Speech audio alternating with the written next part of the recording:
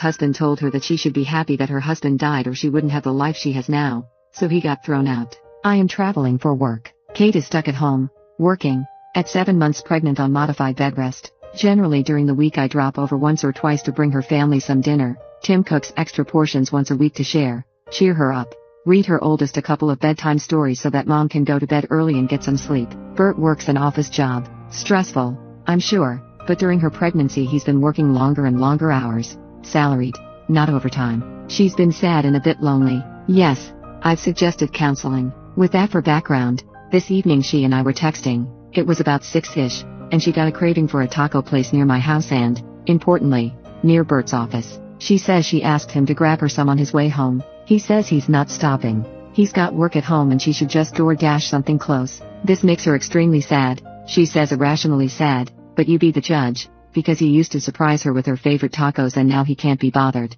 As one does. I tell Tim, I'm 3 states away, so it was just part of our chat as I was getting back to the hotel and getting ready for a work dinner. I get back from dinner and Tim had gone and picked her up tacos, remembered the bag of things I'd collected for her and the kid that were in my car, and pulled a tuna casserole from the freezer. Bert hates tuna casserole. He dropped them off on the porch and just texted her that there were some things I wanted her to have. Then Bert gets home. Did he bring tacos, coloring books or a good attitude? No, he did not. He called Tim to tell him that he was an asshole for showing him up. Other colorful language was also used, including some fairly sexist nonsense. He also texted me telling me to keep my husband away from his wife. Tim did respond rudely when Bert called. Kate says he told Bert he was a failure as a human, a man, a father and a husband. Apparently that caused Bert to scream expletives so loud their daughter started to cry. Not good. Tim then hung up on Bert, blocked him, and texted Kate that if she needed someone in an emergency she knew where to call, but he wasn't putting up with her poop husband any longer. It's a giant cluster and I have no idea what's going to happen.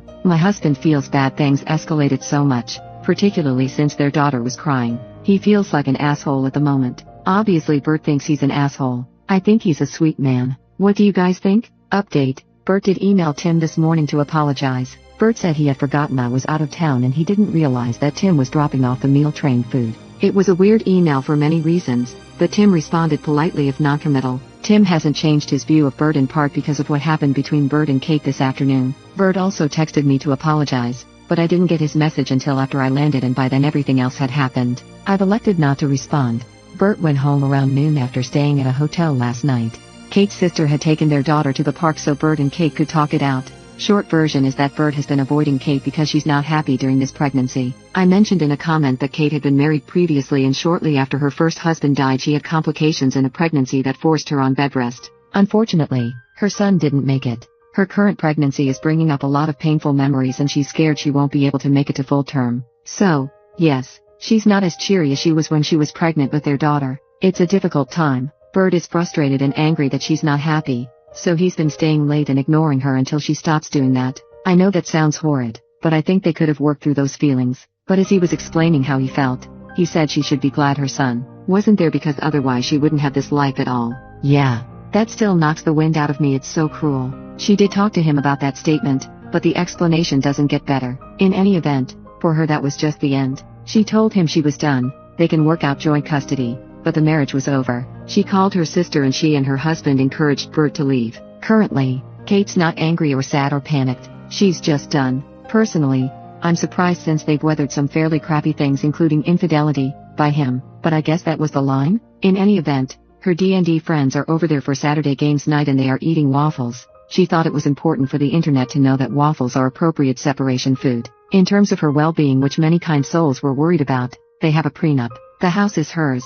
His family property is his. I'm sure there will be a fight over custody, but she will be financially okay. In any event, she has family and friends who will help and support regardless of what happens. Update 2. Kate and Bert are still separated. It took her a few weeks, but she finally spoke to her attorney and asked them to start the paperwork. One problem has been locating him for service and scheduling parenting time so it wouldn't appear that she is withholding his child. The night he was escorted out he apparently went to a hotel, then told his boss he had to work remotely. Where the fuck was that option? And then moved home to his mother. Kate has reached out to him multiple times to schedule parenting time and only found out last week that he wasn't in the state. She finally called his mom to see if she wanted to come and see her grandchild for Thanksgiving and learned that he was there the entire time. In any event, they finally made a parenting schedule and, at her attorney's suggestion, agreed he could have the first holiday since the separation. He was supposed to come down on Wednesday and pick up their daughter for a few days so she could spend time with his side of the family, so we planned a Friendsgiving to keep her spirits up since her little one would be away for the first time.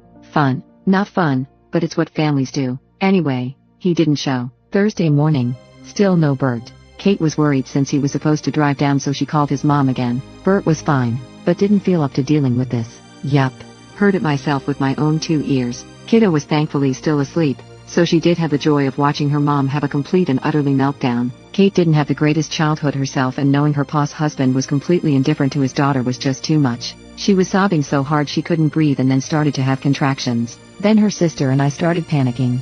Had we been thinking clearly, we probably would have remembered that she had BH with both pregnancies and calmly assessed the situation after she wasn't so overwrought. Instead, I panic-dialed her OB and we rushed her to the hospital. She's fine. Baby is fine. Kiddo has now more screen time and junk food in 2 days than her mother has let her have in her entire life, because I am not a great babysitter. Kate will be in the hospital for a few more days as her OB is concerned with her stress levels. Her sister's husband called Bert, but thus far he has not made any attempts to do something useful, like I don't know, take care of his own child? So I guess there won't be a fight over custody? A crappy update, but it's been a crappy weekend.